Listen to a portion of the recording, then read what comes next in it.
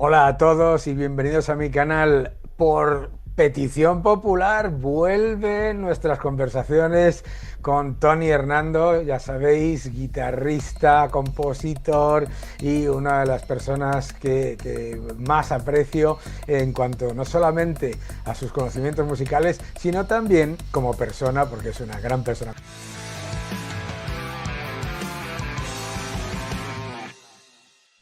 ¿Cómo estás, Tony? ¿Qué tal todo? Muy bien, te devuelvo el cumplido, que la última vez que nos vimos fue precisamente en la presentación de tu libro en junio, que lo pasamos muy bien. Montaste un sarao fenomenal, lleno de ilustres invitados y lo pasamos genial. La verdad es que estuvo increíble. Y luego hemos hablado un poco por WhatsApp estos meses, pero entre unas cosas y otras no nos hemos puesto de acuerdo hasta hoy para hacer al menos un capítulo navideño que le guste a la audiencia. Y en este caso, si quieres, es como una recapitulación 2025 y 40 años que cumplen los mejores discos de 1985. Uno de esos capítulos que tanto nos gusta para hablar de viejos tiempos y de nostalgia de rock y de pop y demás. Maravilloso. Pues vamos a empezar con tus recomendaciones de 2025, tus favoritos, y luego vamos a recordar 1985, todos los que estáis viendo. Madre de mi vida, lo que vamos a hablar, lo que fue 1985 para la música. Ya no se van a ver cifras como las que vamos a hablar ahora de ventas. Adelante, cuéntanos los favoritos de Sí, 2025. un poco, en realidad es un poco triste porque no tengo realmente favoritos.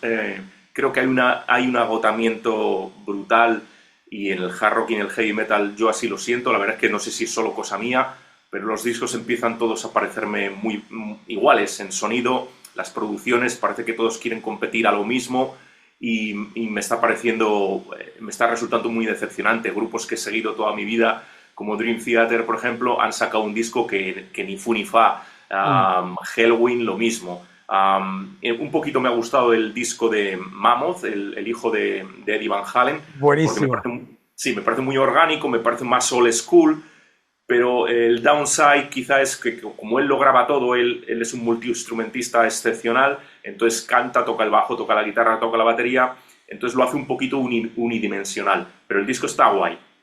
Mm. Pero la verdad es que la escena no me parece que esté viviendo sus mejores momentos y creo que el concierto de Back to the Beginning de Ozzy Osbourne con Black Sabbath allá en julio, en su ciudad natal de Birmingham, creo que simbolizó algo más profundo y es el final, absolutamente creo, el final de una era, o por lo menos como ha sido el heavy metal y el hard rock hasta ahora. Creo que ha llegado a su, no digo a su fin, porque se mantendrá a lo mejor como música legacy, como el jazz, como el blues o lo que sea, pero ya ni siquiera el rock en general, creo que conecte con las masas de la manera que lo hacía en los 80, que signifique para los jóvenes lo que significaba para nosotros en los 80, no es algo identitario y ni siquiera es un business gigantesco como lo fue. Así que ahí creo que es un poco deprimente mi comentario. Bueno, pues yo tengo alguna recomendación. Número uno, es un clásico, pero John Anderson, cantante de Yes, sacó un disco que se llama True, con un grupo que se llaman The Band Geeks. Es un disco fantástico si os gusta el rock progresivo. Segundo es, por supuesto, estoy de acuerdo, el de Wolfgang Van Halen, ¿no? Con Mammoth, que es estupendo, estupendo. O sea que yo recomendaría esos dos sobre 2025. Y estoy de acuerdo que es que no ha sido un año particularmente espectacular, ¿no? Hemos visto muchas reediciones, muchas cosas nuevas, pero también, si podemos decir reediciones, le recomendaría a todo el mundo la última caja de David Bowie, en el que salen los últimos trabajos que hizo. Es absolutamente espectacular. Y bueno, pues ahora vamos a hablar de los buenos tiempos. Vamos a hablar de cuando no se vendían miles, sino millones y millones y millones de discos. Y vamos allá, estamos hablando de 1985, 1985, un año absolutamente brutal, ¿eh? Y el principio de la era de los compact disc, y por eso, entre otras cosas, se vendían tantísimos, tantísimos discos. ¿Algún comentario? Y vamos a por ello. Sí, claro, he pensado en 1985 cuando era un crío y he pensado en el primer Rock in Rio, he pensado Mm, en el evento mítico del Live Aid, tanto en Londres como en Filadelfia, ese evento que supuso la vuelta por todo lo alto de Queen y que también estaba Dire Straits o Phil Collins, Sting, U2, un evento inolvidable. Y también aquel evento discográfico que fue el We Are the World de Michael Jackson con Lionel Richie y toda la plana mayor del R&B y pop, y eso fue realmente palabras mayores. Esos tres eventos creo que simbolizan una época completamente distinta a la de ahora, de optimismo, de brillantez, de estar en el music business en todo lo alto, y el seguimiento de las masas, como se prueba en esos conciertos o en las ventas, era absolutamente incomparable con lo de ahora, sobre todo en la claro. generación de jóvenes. Live Aid yo lo recuerdo como un evento absolutamente increíble en el que nació la leyenda de U2 a nivel masivo, con aquel Bad cuando cantaron y todo eso. Y recuerda que al día siguiente de Live Aid, este álbum se disparó en todas las listas de éxitos porque aquella actuación de Queen de poco más de 20, de no llegó a 20 minutos, tocaron 8 canciones clásicas, pues generó un cambio de percepción de una banda, Queen, que se olvida uno muchas veces. En aquel momento estaba bien, bien, bien en el camino a, no vamos a decir al ostracismo, pero que había perdido muchísimo, muchísimo tras el fracaso de Hot Space y todo aquello. Sí, además es cuando prácticamente Freddie Mercury está impulsando su carrera en solitario, o eso cree, y Eso cree, eso cree. la banda está muy desunida, a punto, no se sabe de si una de separación, y finalmente pues este es el momento catárquico que necesitan para reencontrarse como grupo, como personas, y volver luego al año siguiente con un increíble A Kind of Magic y Mm. demás. Así que es muy simbólico esa actuación demoledora de apenas 20-25 minutos, donde un grupo como Queen demuestra lo que era Queen, algo Lo que eran, increíble. ¿verdad? Muy bien, pues vamos allá, vamos a ir con los discos del año 85 y yo creo que tenemos que empezar incuestionablemente, hablábamos de cómo se venden discos de qué manera brutal, el disco más vendido del año 85, Dire Straits, Brothers in Nice. Arms. Ese es el blockbuster del año, indiscutible, y es un disco que sigo escuchando a día de hoy a menudo, es un disco que me encanta, desde que era un crío hasta el día de hoy, lo sigo amando, cada una de las canciones, las letras, todo me parece increíble. Además, tecnológicamente es el típico disco que en vinilo perdería mucho en cuanto a sonido, me refiero a que es un disco tan bien Sí. producido, tan cristalino de sonido, que el CD es el soporte ideal, en mi opinión, para, para un disco de ese tipo de música. De hecho, hasta este año, el año pasado, que sacaron una caja de los vinilos remasterizados, no había una edición que mereciese la pena en cuanto a sonido. A mí me pasa lo contrario. Es uno de los discos que no puedo soportar escuchar porque fue tal nivel de overkill en todos sitios, a todas horas, etcétera, etcétera. Un disco estupendo, no lo voy a negar, ¿eh? No lo voy a negar.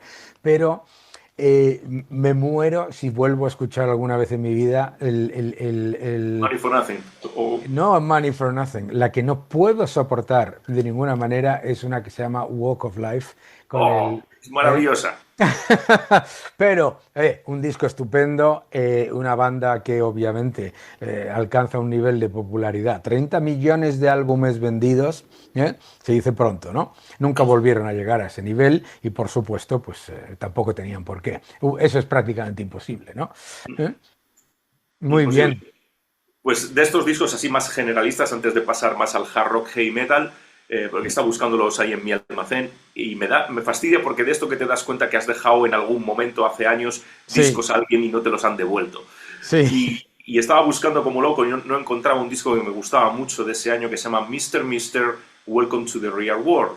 sí. con el maravilloso cantante Richard Page y un guitarrista increíble que era Michael Farris. Creo que en esa época tuvieron algunas de las canciones en la banda sonora de Top Gun, eran muy populares, aunque fue un poquito One Hit Wonder porque luego ya no llegaron a mucho más, pero el disco es increíble. Si la gente lo tiene por ahí y lo recuerda, ese disco de pop rock Sí. es fabuloso. Estaba muy bien porque además combinaba una producción más del momento, más moderna, ¿no? Con muchos sintetizadores, cajas de ritmo, etcétera, con un estilo que era cercano a la AOR de la etapa previa, 80-83. Y estaba, bueno, pues esa canción que fue número uno en Estados Unidos, yo recuerdo, que se llamaba Clear Yo estaba pensando en la de Broken Wings, que también, sí, sí, También es verdad. ¿Mm? sí, sí, sí, me Kiri, acuerdo de esa.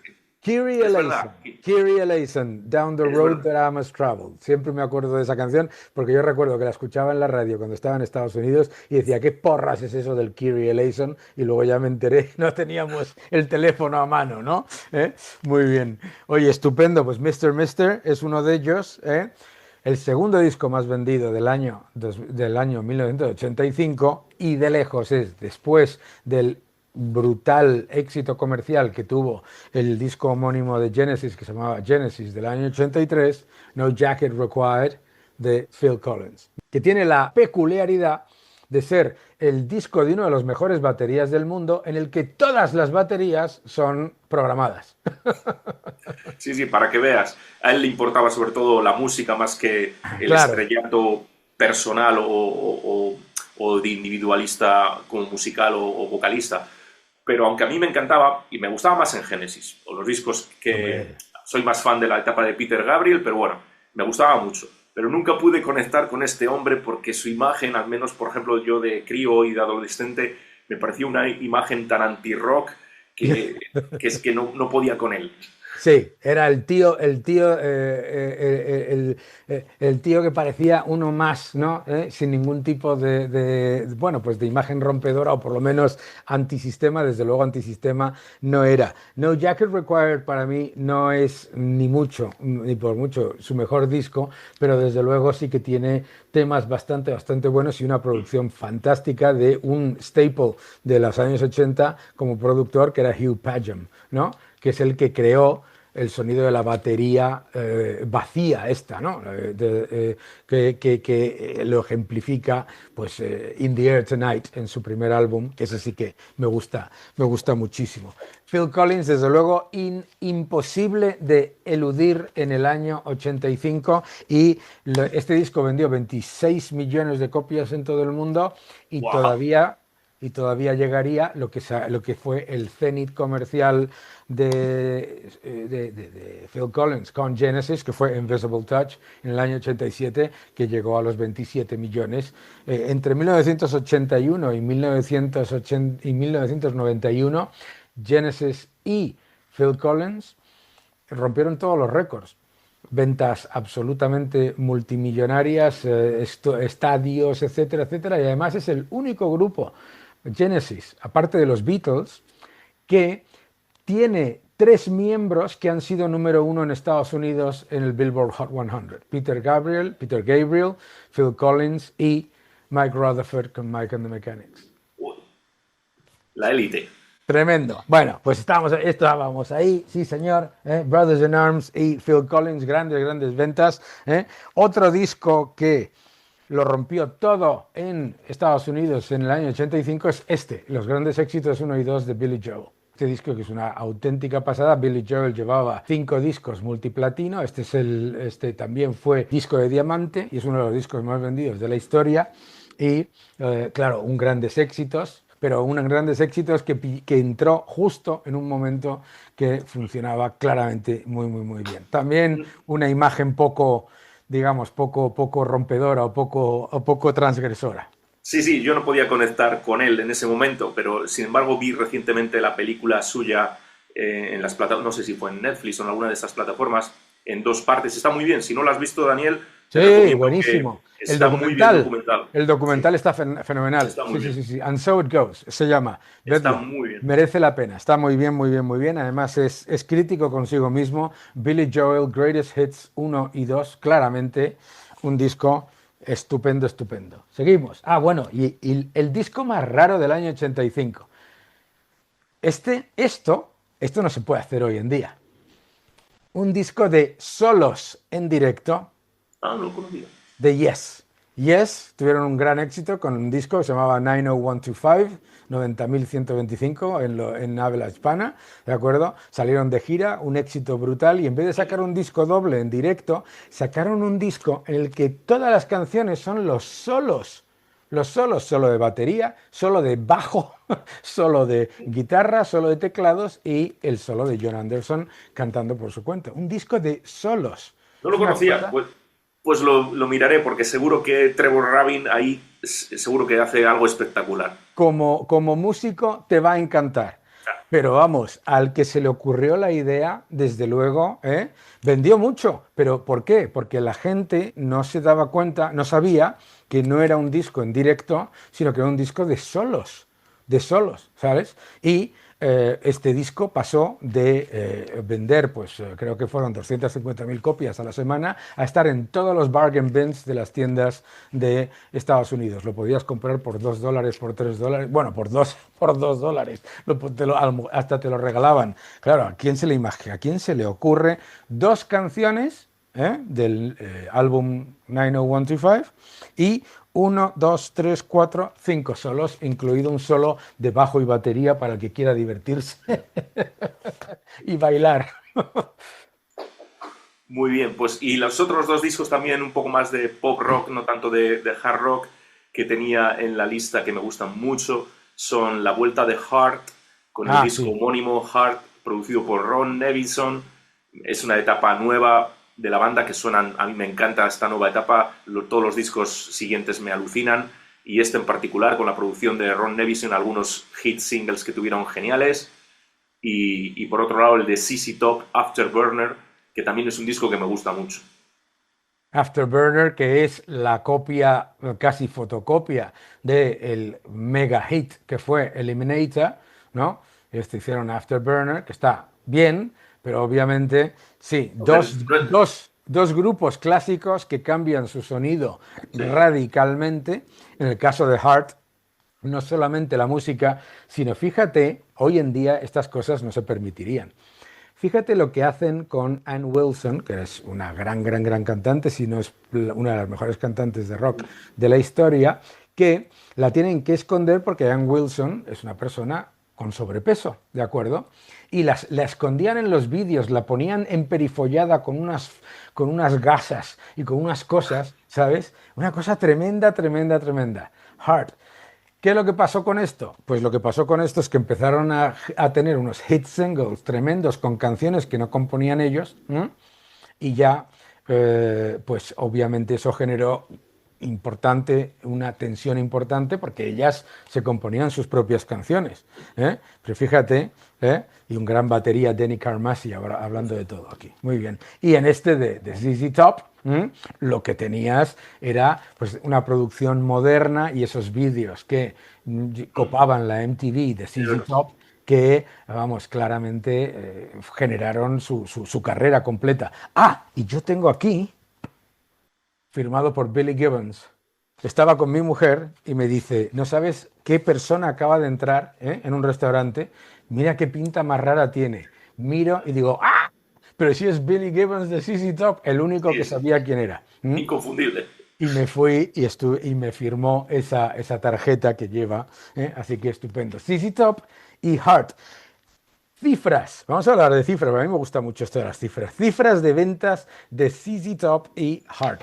En el caso de Heart en particular, fueron 5 veces platino en Estados Unidos, muchísimo menos éxito, bueno, no muchísimo, sino prácticamente nada de éxito en el resto del mundo, excepto Japón y Alemania. Afterburner, 6,4 millones de copias, se dice pronto, 6,4 No millones. pensaba que tanto ese Sí, disco. sí. Wow. No llegó a disco de diamante como Eliminator, obviamente, pero sí 6,4, ¿no? O sea, seis veces platino en Estados Unidos. Todo esto que estamos diciendo es en Estados Unidos. Sí, sí. Muy bien, pues seguimos. Bueno, ahora sí que ya vamos a entrar. Lo tenía separado por discos que son más bien de hard rock o heavy metal europeo, entre comillas. Había separado otros pocos que son americanos o de la época clásica del hair metal o glam metal, como lo quieres llamar. Un par de discos progresivos he seleccionado, un par de discos de thrash metal, un solo disco español que voy a mencionar que me parece increíble. Y he encontrado dos rarezas de ese año, que no es que sean grandes discos, pero creo que como rarezas son muy recomendables para la gente porque son discos muy buenos, pero muy, muy desconocidos. Entonces, de estos clásicos de hard rock, heavy metal, voy a empezar por Yngwie Malmsteen Marching Out, que Maravilla. a mí como guitarrista, pues evidentemente todo lo que fuera. Pero este disco está muy bien, es un disco ya que, bueno, tiene un par de instrumentales, pero ya el centro está en las canciones y no tanto en los solos o en las instrumentales como en el disco de debut, y es un disco fantástico. Este es antes que Rising Force. Justo después. Ah, justo después. O sea, este ya es sin Joe Turner. Entraría después. Este es con Jeff Scott Soto. Ajá. Aún habría un disco muy comercial al año siguiente que se llama Trilogy, con otro cantante, sí, Mark Boals, que está en mi proyecto de High Kings Rising. Y luego es el disco que conoces tú con Jolene Turner, que es más comercial y más popular, que es el O de Silla del año 88. Sí. Este es muy... no es tan comercial como el Odyssey, es más europeo, es un poco más oscuro, muy virtuoso todavía, más heavy metal clásico, no es tan americano. Y este es con Jeff Scott Soto, gran cantante, que pasó brevemente por Journey también, que tiene muchos discos en solitario muy, muy, muy buenos. Un grande del AOR, sí señor. Absolutamente. Muy bien. Con... ¿O vas tú, Daniel, con alguno tuyo? No, tú, tira para adelante.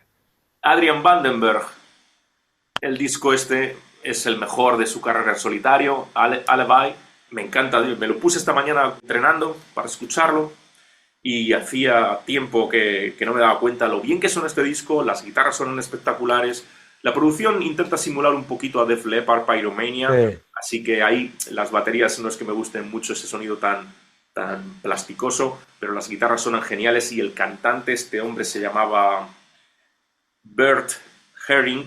Sí. Este cantante me parece que tenía una voz única, espectacular. Increíble, Adrian Vandenberg, que muchos conoceréis por haber estado en Whitesnake y durante mucho tiempo, además, uno de los que más ha durado aguantando. Sí, amigo personal de David Coverdale desde incluso antes de entrar. Justo este es el último disco como tal de Vandenberg, tres discos comercialmente muy escasos, muy flojos, con Atlantic en Estados Unidos, pero no pasaban de cifras, así que supongo que aceptar la oferta de David Coverdale en el momento del año 87, pues fue un no-brainer para él, supongo.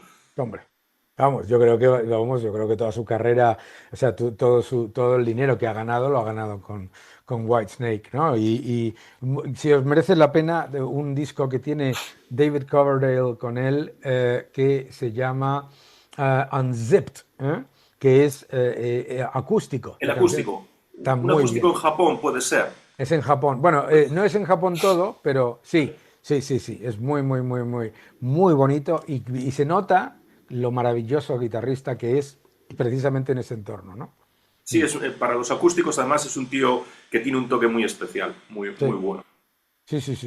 Continúo con un mítico disco del heavy metal europeo, que es Accept Metal Heart, que es su disco más comercial, con el productor Dieter Dierks.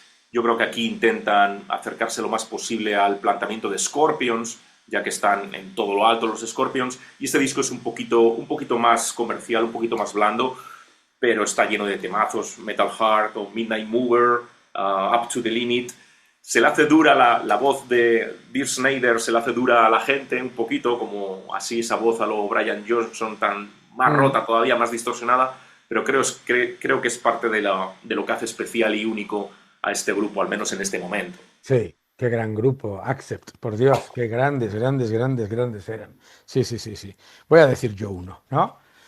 La vuelta de Aerosmith, ¿vale? Done with Mirrors. Qué discazo, qué absoluto discazo. Aerosmith no podían haber caído más bajo. Si caen un poco más bajo, como dice un dicho norteamericano, tienen que rascar el suelo. Y el principio aunque no fue comercialmente, bueno, sí vendió oro, ¿eh? O sea, 500.000 de copias, no está mal, ¿de acuerdo? Pero un disco estupendo que está fastidiado por que solamente se le ocurre a un estúpido hacer semejante idiotez de portada, no puede estar peor, ¿eh?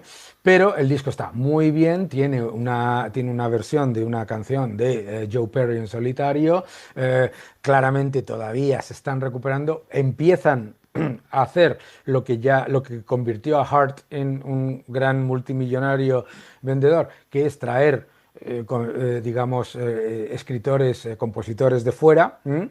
Y a mí me encanta este disco, me gusta muchísimo, muchísimo, muchísimo. También me gustó mucho el que sacaron antes de caer al fondo total, que se llamaba Rock and a Hard Place, sin Joe Perry. Pero obviamente sin Joe Perry o sin No. Steven Tyler, pues Aerosmith no No, yo pinta. no le estuve nunca en el radar de jovencito, ni siquiera con ese disco cuando ya empiezan a volver y ya los, digamos como que los descubro después con el Pump o con el Permanent Vacation, cuando ya son Sí, el grupo que se va a transformar en lo que dices tú, va a anticipar un grupo ya multitudinario con escritores foráneos para los hits, ese Love in an Elevator y todo este tipo de movidas. mm. Pero yo en la época antigua y de los 70 desconozco, no tengo ni idea Así, sobre ellos. pues si tienes un momento, te digo, Toys in the Attic, pero Mm. especialmente The Rocks, Rocks. Sí. Rocks es un álbum que es para Sí, mí, o conozco sea, sí, Dream On o los temas claro, claro, más claro, claro, conocidos, inigualables. Y eso lo he descubierto, digamos, a posteriori. claro. Pero claro, por generación, a mí me parecía un grupo de los 70 y cuando tú empiezas de crío y de adolescente en los 80, lo de los 70 te Claro. parecen... Yo, como soy más mayor, pues los vi por primera vez a Aerosmith en una película infumable, una de las peores películas de la historia del cine, que se llama Sgt. Pepper's Lonely Hearts Club Band, en la que para que lo flipes, los Bee Gees y Peter Frampton hacían los roles de los Beatles. O sea, pocas cosas has visto más cringe que Sgt. Pepper's, la película de Robert Stigwood. Pero tenía dos momentos espectaculares. Aerosmith y Alice Cooper. ¿M? Y salían Aerosmith cantando Come Together y ahí es donde los conocí yo. Y me compré Draw the Line y Rocks, por Dios de mi vida. Y ya para atrás, ya empecé y ya he sido fan siempre. Y ya les perdí, yo ya les perdí, digamos, ya a partir de Pump, ya es una corporación en la que pueden llamarse Aerosmith o se pueden llamar cualquier otra cosa. Yes. Pero bueno, hasta Pump, sí, hasta Pump, porque Get a Grip ya no me pareció nada del otro mundo. Muy bien. Bueno, eso sí, vendieron lo que no había ni nombre. Seguimos, ¿eh? Adelante. Pues el disco Run for Cover de Gary Moore en solitario, que es mi guitarrista favorito, y este disco es muy especial porque colabora Phil Lynott, que Sí. ya hacen las paces por fin, y le invita a colaborar en ese famosísimo Out in the Fields, que fue un vídeo mítico que a todos nos marcó en esa época. También tiene algunas canciones cantadas no solo por él, sino también por Glenn Hughes. La Ah, producción sí. intenta sonar, de hecho, él intentaba colaborar a tiempo largo con Glenn Hughes, pero en esa época Glenn Hughes estaba en lo peor de sus adicciones y demás y debía ser inmanejable. Pero el intento de Gary Moore era hacer una especie de réplica del disco o del proyecto de Thrall Hughes, que fue Mm. tan famoso 2 o 3 años antes. Y de hecho, este disco tiene varias canciones que son muy copia de ese fantástico disco de Hughes Thrall. Qué bueno era ese disco, ¿eh? Qué bueno era ese disco y qué pena que con el accidente a cámara lenta, que eran los dos, porque Glenn Hughes y Pat Thrall, bueno, eran dos patas para el mismo banco, pues no llegase a nada. Qué gran disco. Muy bien, pues yo voy con uno que va a generar un poco de polémica, que es este, Theater of Pain, de Motley Crue. el tercer álbum de Motley Crue, segundo en una multinacional, que tiene, por supuesto, pues la gran balada, ¿no? Home Sweet Home, y que se hizo famoso por el cover, ¿no? La versión de Smoking the la Boys canción Run. de Smoking in the Boys Room, ¿eh? Que fue todo un éxito. Pues a todo el mundo le parece un disco horroroso. ¿M? Sí, a mí A mí me también. parece que... A No mí lo me parece... soporto. Ya, ya lo sé. Hombre, No, no, es su peor disco, hasta ellos lo dicen en su biografía. sí, Es la época de la autoindulgencia más absoluta de algunos de esos grupos, por eso yo te estaba diciendo dentro del hair metal, sí. no voy a mencionar ni el disco de Motley Crue, ni el de Bon Jovi, ni el de Rat, ni el de Twisted Sister de ese año 85, porque todos me parecen muy malos, Eh, o, comparado a otros discos que hicieron claro, que claro, claro. fueron tan A buenos. ver, a mí qué es lo que pasa. Cuando sale el primer álbum masivo, ¿no? Shout at the Devil, me encantó, ¿no? Y entonces cuando salió este, pues este es ya de la edición moderna, pues me lo compré en cassette, ¿eh? En cassette, para que flipes, ¿no? ¿Qué es lo que pasa cuando te compras un disco en cassette?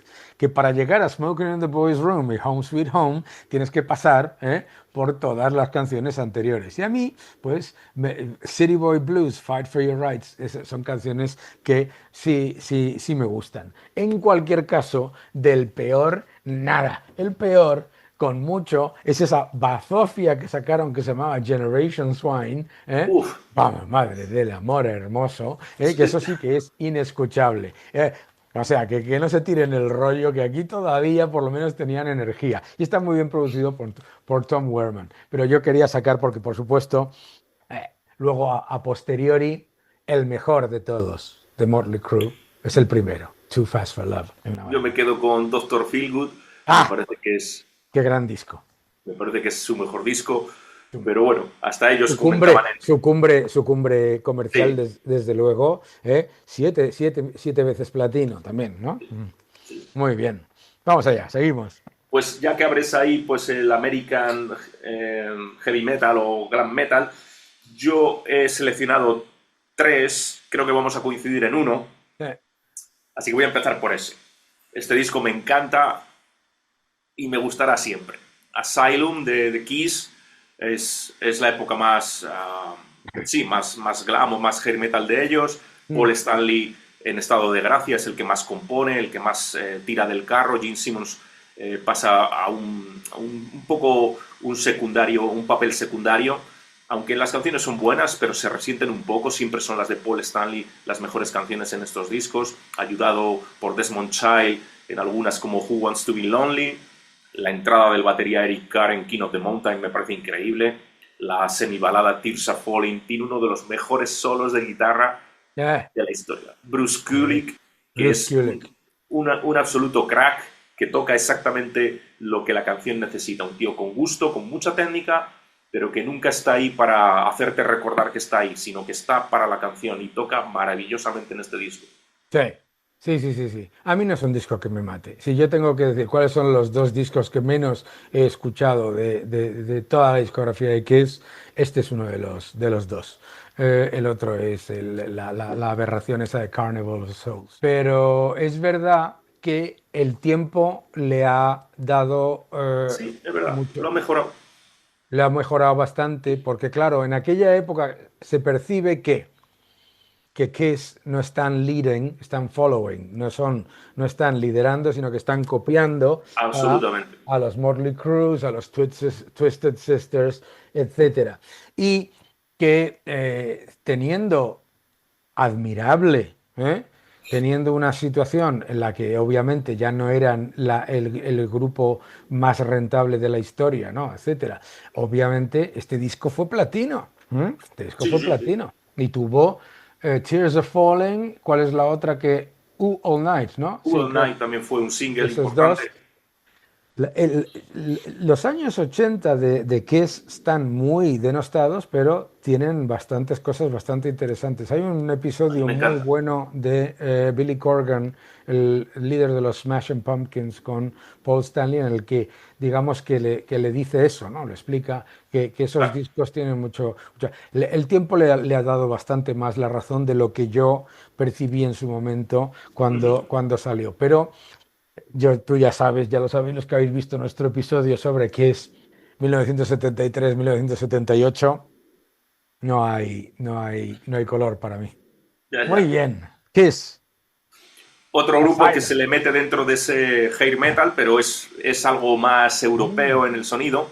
Striper era un grupo cristiano en el planteamiento de las letras y demás, algo que aquí, por ejemplo, se entendía mal o no se entendía directamente, pero es un grupo de una calidad inmensa que tiene una evidente influencia de grupos europeos tipo Scorpions o Judas Priest, y luego en las baladas obviamente se le nota muchísimo la influencia de Journey y de Laur. Son músicos increíbles todos ellos y como cantantes también. Este disco tiene una producción exquisita de Michael Wagner, todo canciones bastante memorables, la verdad. Este Ese es disco el primero, ¿no? El primero. es el segundo, es Ah, el debut, es del año anterior, creo, pero este es el segundo, Soldiers Under Command, y ya encadenan 2, 3 años de mucho éxito, con multiplatino, con el siguiente y el siguiente disco, y ya cuando llegue la época del grunge, este y todos esos grupos, al hoyo. estos cayeron a un nivel tan brutal. Si podéis ver en YouTube una entrevista, ¿es Michael Sweet el cantante? Se llama Sí, Michael Sweet. Este hombre, que es un talento increíble, que compone música clásica, que compone óperas, que es un talento increíble, explica lo que fue no la caída, sino el derrumbe de pasar de llenar pues auditorios de 10.000 personas a que fuesen a verles 20 personas en un sitio de 500, ¿sabes? Brutal, brutal, brutal. Ujú. El tiempo bien. también les ha cambiado mucho a este grupo, que también, por el hecho de ser un grupo cristiano, católico, con un mensaje clarísimamente religioso, etcétera, etcétera, pues obviamente a mucha gente le repelía un poco, pero vamos, y tiene unos discos, por ahí debe andar alguno porque me lo regalaron. Es una pena porque no les he seguido yo mucho. Me regalaron ya se reunieron después. ¿M? Eso, sí, estuvieron desaparecidos todos los 90, más o menos, aproximadamente. Y ya volvieron un poco en este semi-revival del heavy a partir del 2000 y han sido bastante estables, sacando al menos un disco cada 3 años, más o menos. Y en el nivel de clubs, siendo un grupo bastante estable y con una Sí. calidad contrastada, eso es innegable. Buenísimos músicos, como tú bien dices, y también el tiempo les ha dado mucho más la razón que el momento de aquella época. Muy bien, muy bien. Voy yo con el año 85, ¿m? Scorpions Worldwide Live, ¿no? Qué gran disco en directo, con todos los temas de su última época. Con los Scorpions siempre hay muy buenos discos, pero si con tener Tokyo Tapes y Worldwide Live, tienes todo lo que tienes que Sí, tener. ese disco, al igual que Life After Death de Iron Maiden, son los dos mejores discos en directo de esa época y ya los que son insuperables, porque ya después empezaría a pasar de moda aquello de sacar ese tipo de disco en directo de fin de ciclo, en plan doble y tal. Eso ya creo que es inexistente a partir de los 90, pero Claro, era muy claro, importante en porque los 70 y en los 80. aquella época los que yo no me había comprado Love at First Thing, no me había comprado Animal Magnetism, no tenía Love Drive, los conocía y entonces de repente salió un álbum que además salió, no sé si fue así en Europa, pero en Estados Unidos salió a precio de un disco. Te comprabas un álbum doble, precio de un disco, encima en directo y además a mí particularmente me gusta más que las producciones más limpias, más orientadas a la radio. Y aquí, por ejemplo, pues todo, todo. El No One Like You, Rock You Like a Hurricane, I Can't Live Without You. ¿Dónde está la que me gusta a mí más de todas? Por Dios, ¿dónde está? Que me muero. You See the Nights o The Zoo, que la tocan The Zoo. siempre. The Zoo, que la tocan Sí, siempre. Qué gran canción. maravilla. Sí, porque Scorpions además, Worldwide Live. Yo les vi. Y esta en era una ese, época, les vi en esta época. Y esta era una wow. época en la que a estos no les hacía sombra nadie, ni los No, Stones. yo creo que ese grupo en directo probablemente fuera el grupo más engrasado y más sólido de toda la escena. eran absolutamente demoledores. Demoledores. Y bueno, y la voz de este hombre, Klaus Meine, qué increíble la voz de Klaus Meine. Todo, era una máquina, eran buenísimos en Sí, directo, buenísimos, sí. Oye, pues sí, y has mencionado, eh, por Dios de mi vida, el mejor álbum en directo, para uno de los mejores álbumes en directo de la historia, ¿no? Live After Death de Iron Maiden, que otro gran. clásico mítico, el grupo en su pico creativo, todavía en ascenso, todavía no tenían techo. Mm, Así que ese disco significa tanto para toda una generación de fans que les adoramos y cómo está realmente orientado y dedicado al fan, porque abres ese disco y ves todas las fotos, la memorabilia, un programa, un tour program y todo. sí. Ese disco era como un regalo. Realmente comprabas ese disco y como fan te sentías realmente premiado. Esto realmente es saber tratar a los fans. También otra gran decisión para todos aquellos que pues no se habían podido comprar los discos anteriores. Yo echo mucho de menos el disco doble en directo, de aquella época. Había algo en eso, ¿no? Sí, ¿Eh? sí, sí. Sí. Qué bien. Oye, qué bien Finalizo vamos, antes ¿no? de que se me olvidara con dos discos de esa época americana de hair metal que al menos son dignos de mención, que son Dokken, Under Lock and Key, con el guitarrista George Lynch. No es que me gusten excesivamente este tipo de canciones, pero Qué siempre gran. había un motivo de escuchar las canciones por el guitarrista, los solos eran siempre increíbles. Y un disco que no está nada mal, el segundo de Wasp, The Last Command, no es tan bueno como el disco debut, pero me parece que eran dos discos muy superiores a ese Theater of Pain de Motley Crue o lo que sacó Bon Jovi, el 7500 Fahrenheit puede ser, Sí, no me no, pero acuerdo. es que yo no lo he Horroroso. sacado porque el 7800 Fahrenheit de Bon 7800. Jovi yo creo que no le gusta ni a John Bon Jovi que le gustan sus propias canciones. ¿Eh? Fíjate que hay un hilo conductor aquí que estamos hablando, que no nos podemos olvidar, lo hemos visto en el disco de Kiss Asylum, en el de Heart, en los de Bon Jovi, en Aerosmith, etcétera, que es ese grande que es Desmond Child. Ese productor y compositor hispano, que es un monstruo que tiene más de 100 hit singles compuestos, compositor de, entre otras cosas, Living la Vida Loca, para que lo flipéis, y canciones para Aerosmith, canciones para Kiss, canciones para Bon Jovi. Un crack absoluto, Desmond Él Child. empezó, se lo debe a Paul Stanley porque él empezó haciendo I Was Made for Loving You con Claro que Kiss sí. ya en el 78 y él luego ya se enganchó en esta época no solo a Kiss, sino para Alice Cooper, para Kane Roberts, para Aerosmith y después posterior a Meat Loaf, también hizo una de las partes Sí, y luego ya incluso con Ricky Martin, un gran sí. compositor, sin duda. Un grande, a Joan Jett. Bueno, es que son decenas y decenas y decenas. Ha compuesto, como decía, más de 100 top 40 hits en Estados Unidos. Muy bien, sigues, ¿no? Adelante. Entonces, sí, se nos ha olvidado mencionar el disco Dio Sacred Heart, No se nos olvida, está aquí, lo tengo aquí. Míralo, por que Dios este de... lo he cogido en esta edición, que está muy bien por si la gente en este doble disco tiene de regalo un disco en directo y muchos bonus tracks, así que esta edición está bastante bien comparado al disco. El disco ya no es tan bueno como los dos primeros, como Holy Diver, The Last in Line, es un poquito más descafeinado, pero aún así a un gran nivel, y tiene canciones como King of Rock and Roll o Rock and Roll Children o Hungry for Heaven, que en su momento fueron muy queridas. Tiene ya más fillers, más relleno que no tenían los dos discos anteriores, pero bueno, aún así le tengo mucho cariño porque todavía es un disco con el guitarrista Vivian Campbell, que Sí, era uno señor. de mis héroes de juventud, y este es el fin, en mi opinión, de la época clásica de Ronnie James Dio. El último que tuvo un cierto retorno comercial.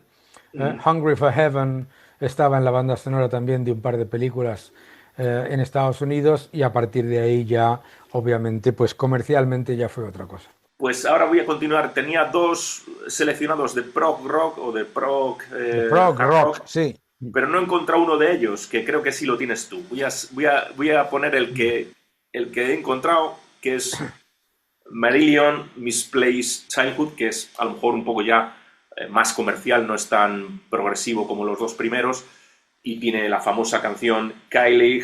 Pero bueno, este disco no tiene desperdicio, me parece maravilloso, es un grupo que me gusta mucho tanto en su época con Fish, grandes músicos, grandes letras, aunque luego también me gusta con Steve Howard como siguiente cantante, pero es un grupo muy especial y este es su disco, creo, comercialmente de mayor éxito. Sí, Creo. con muchísima diferencia. El cenit comercial de Marillion de aquí no superaron.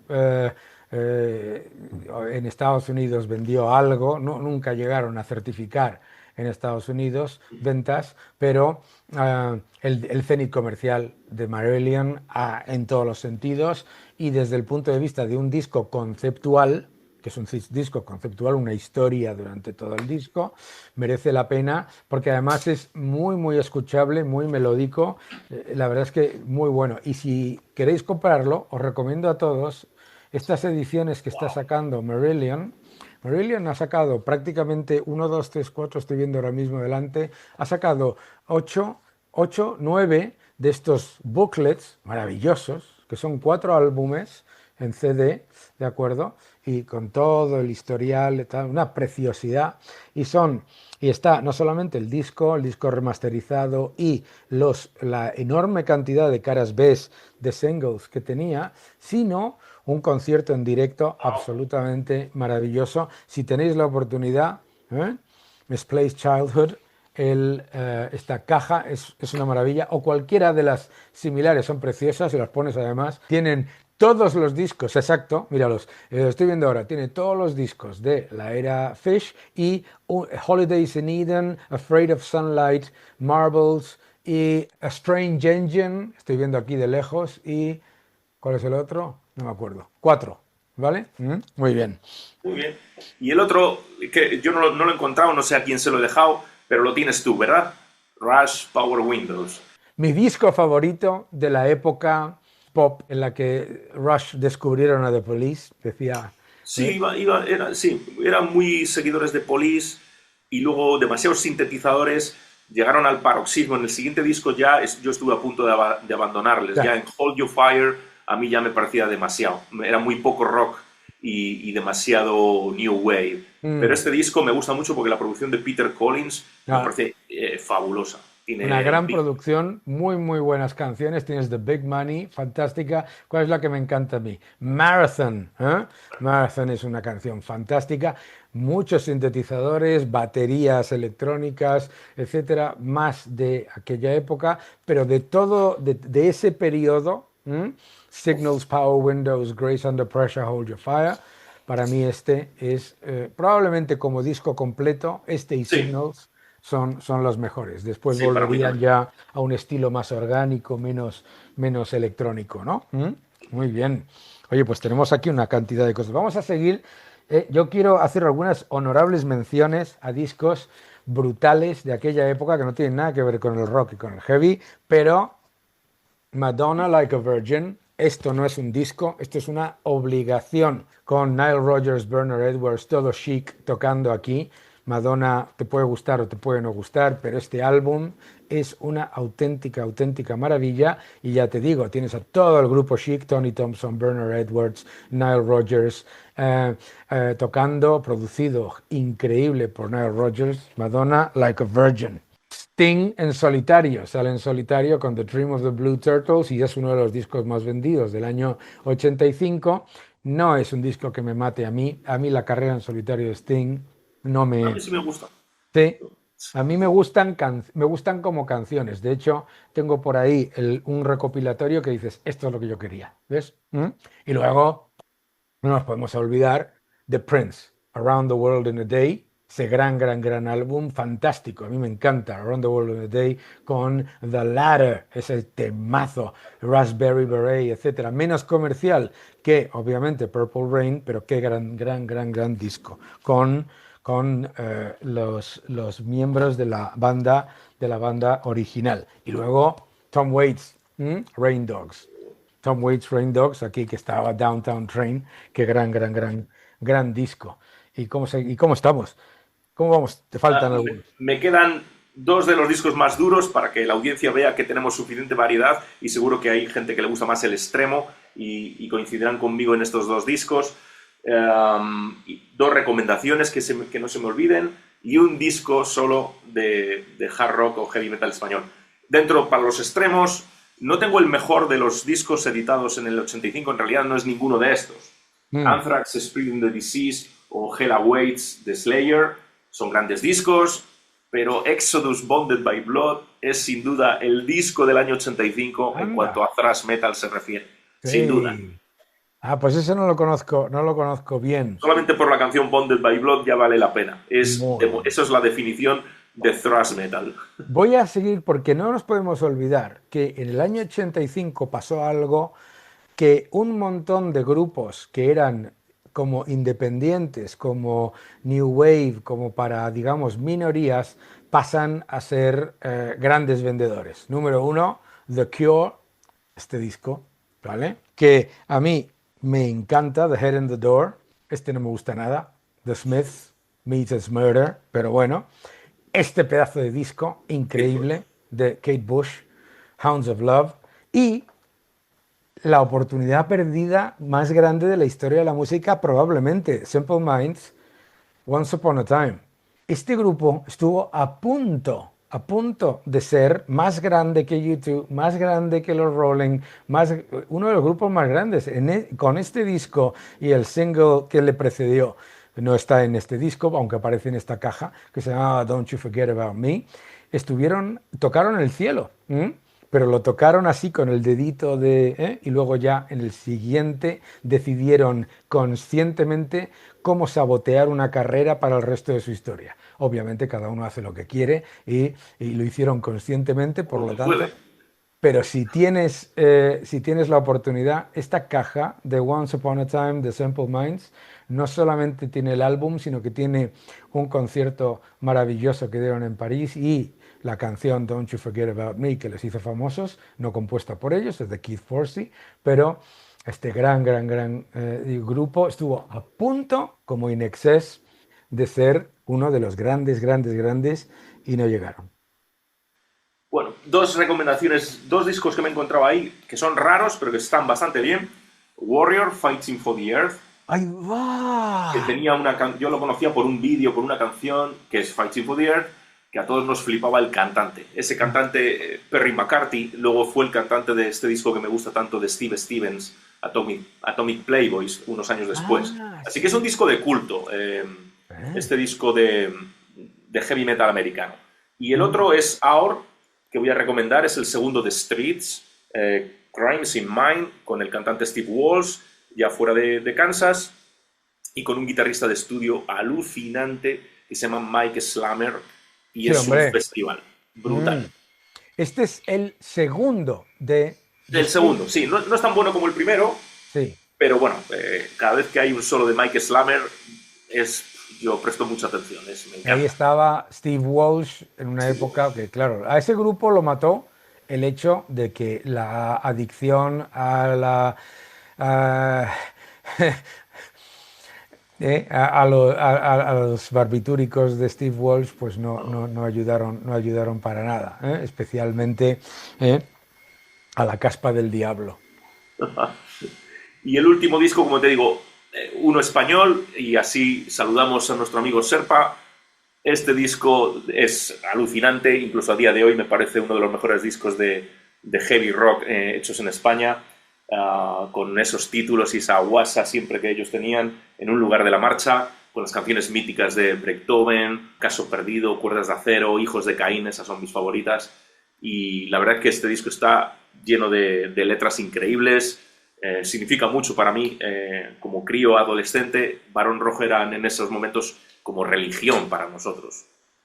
Qué grande, un abrazo fuerte a Sherpa, que estuvo también con nosotros, contigo y conmigo. Sí, lo pasamos muy bien ese día. Lo pasamos muy bien y que él y Carolina hicieron esas canciones tan estupendas y con esas letras que a día de hoy todavía no se han igualado. Sí, señor, En un lugar de la marcha. Sí. Yo lo tenía en cassette, en cassette. Así que qué maravillosa. Oye, pues hemos visto aquí un montón. Bueno, pues año 1985, que nos ha recordado la época en la que se consideraba que si un artista solamente llegaba a vender platino, pues era un fracaso, ¿no? O sea, así que una época en la que se vendieron muchísimos discos y que al día de hoy, como habéis visto con estas reediciones que has mostrado tú y que he mostrado yo, ahí todavía se venden mucho mejor que muchas de las cosas que se publican ahora mismo. Así que nada, ¿cuáles son vuestros favoritos? Contádnoslo en los comentarios y estaremos en un episodio dentro de poco. Muy bien, Daniel, pues nada, aprovecho para felicitarte la Navidad, por si no hablamos antes de la próxima semana, y felicitar la Navidad y las fiestas a toda la audiencia, y nos vemos en el siguiente capítulo.